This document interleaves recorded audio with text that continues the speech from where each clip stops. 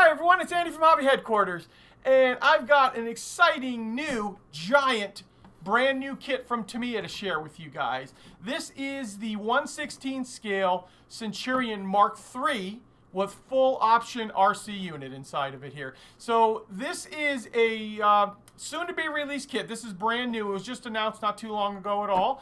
And we were lucky enough to get one of the very first ones to roll off the production line.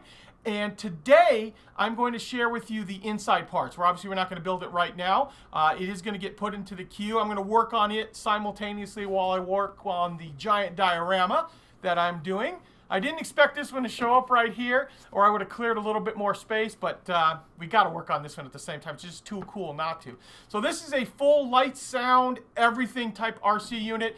Lights up. It's really, really cool inside. I've kind of peeked inside a little bit, and I'm going to share it all with you today. So let's get started.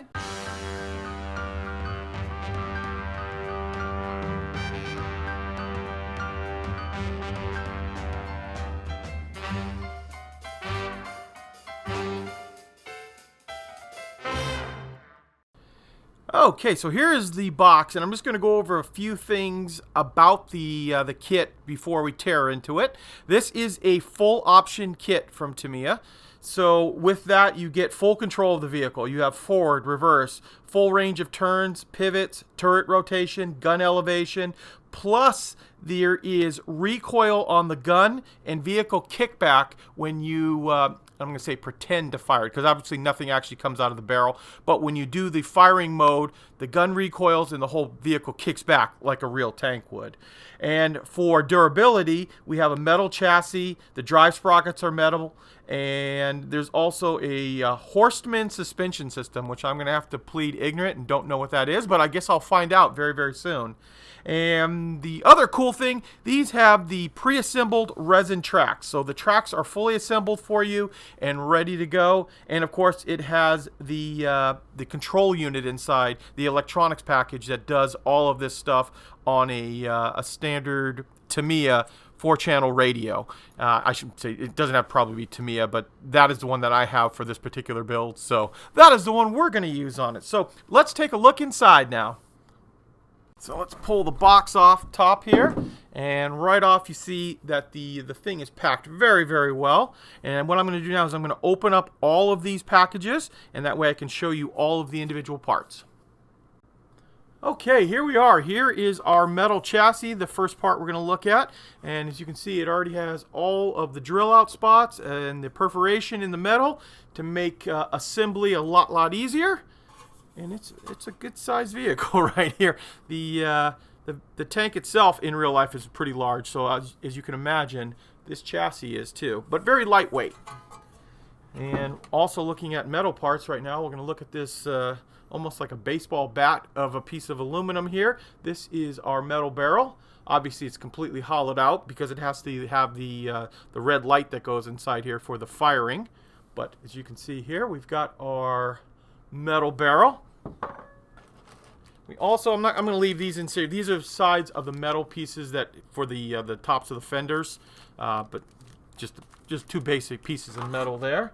But this is what I'm really excited to show you guys. This right here are the tracks, and they are completely formed, ready to go, and fairly durable right here. I know some people like to go and get aftermarket metal tracks if you're going to be using it a lot, but as long as you're not using it on really super rough things, I usually use them in the carpet in the store here when I drive these around, so they last a long time on carpet. But really like the idea that they're all pinned and ready to go right out of the box.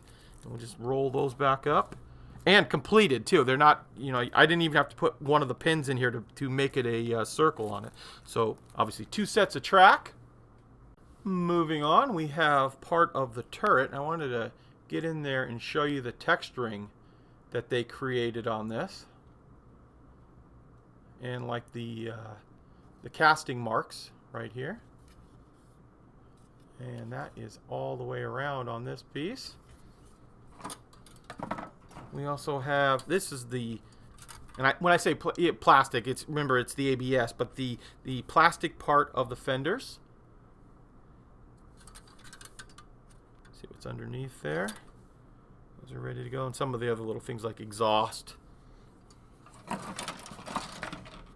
also have these. These are our side skirts. There's some big pieces for that. Also, all ABS. Some more container parts. Or stowage, I should say. And these are some of the accessory parts. Let's check to make sure these... Yeah, these are polystyrene. As soon as I picked this up, it felt different than the ABS. So these little accessory parts are in polystyrene. So I guess maybe you can mold a little bit more detail in the polystyrene. And these are not going to have any wear and tear on them that you need ABS on it like some of the other big parts. But we've got all kinds of cool little accessories on here.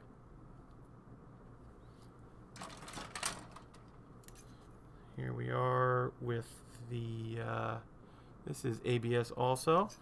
So these are parts that are going to get some use, we'll say.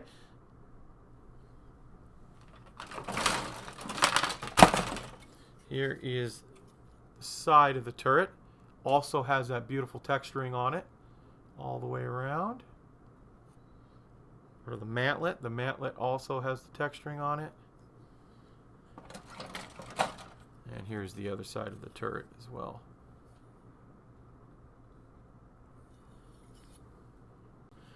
And the last kit parts, before we get to the electronics and the motors and all the other metal parts inside, are these two right here. These are your mantlet covers, and they're supposed to represent like a canvas covering that will cover the mantlet in real life.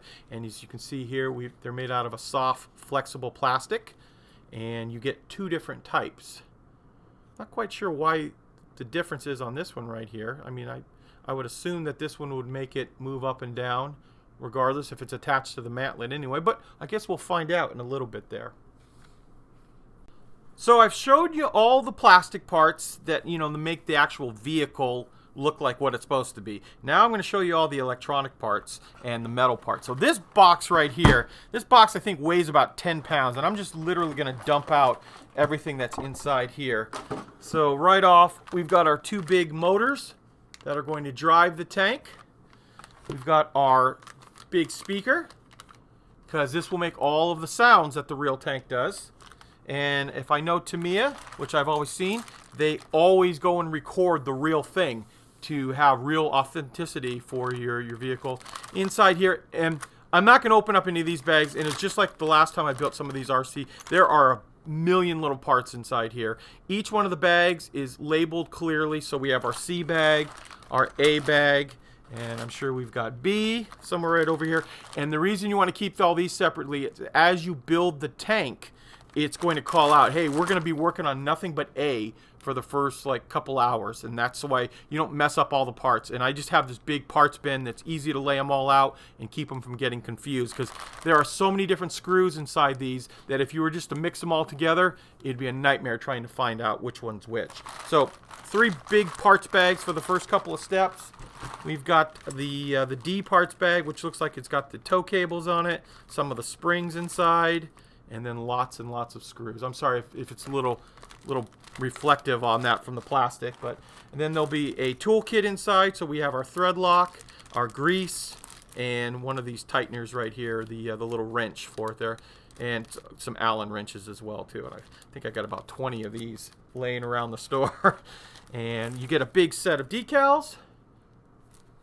And a huge set. Oh, there are some spare tracks. So here's some spare track, and it's made out of the same stuff that the actual workable track are. So we'll keep those aside. And we'll go through the instructions a little bit in a second there. But what I want to do is open up this box, and let's see what's in here. So more of the internal parts in there. Oh, here's the motor for the turret. All the wiring, the LED lights. And it looks like, oh, the servos are inside there too. I didn't know that this actually came with servos. Some of the vehicles in the past have not had servos in it, but this does have 2 servos inside. I stopped filming for a second because I want to said I wasn't going to open up all these boxes, but I definitely want to open up this. So this is the brains of the entire thing. This is the DMD unit, and once this gets all plugged in, you'll run all the wiring to this, and this does all the controlling. So this is how a 4-channel radio can run a huge operation, you know, the number of operations I should say, on what this tank can do. And here are the little servos that go inside there as well. And if I'm not mistaken, once you turn this on, it's programmed. It'll actually come across and say Centurion, so it's all programmed, all ready to go. Nothing else you need to do, and just other than plug all the wiring in on it there. So you can see there's lots and lots of electronics and LEDs, and to keep all that stuff aside there. And lastly, we're going to take a look at the instructions. Now, it's a huge instruction book, so we're not going to go through each page of the instructions. But there's one thing I want to point out to you that I love the way Tamiya does this, and they've done this on all of their RC vehicles in the past. And what we're going to do is open it up. It's got all the programming and hooking up stuff, but here we go. So the way they show everything, the way it works. So you're going to start off right here, and this is the A bag. And then it's telling you what goes inside. But if you notice right here, every step has a 1-to-1 scale of what screw, what bolt, whatever you're going to be using on it in that particular step. So you can find all the parts exactly. Because, you know, if you just saw this right here, this MA8, well, I don't know what the heck size screw that is right there. But if you come over here, you can line it up, and also they show you what color it is. So this is obviously a black screw. This will be a silver screw right here. So easy finding all of the parts when it's time to do this stuff.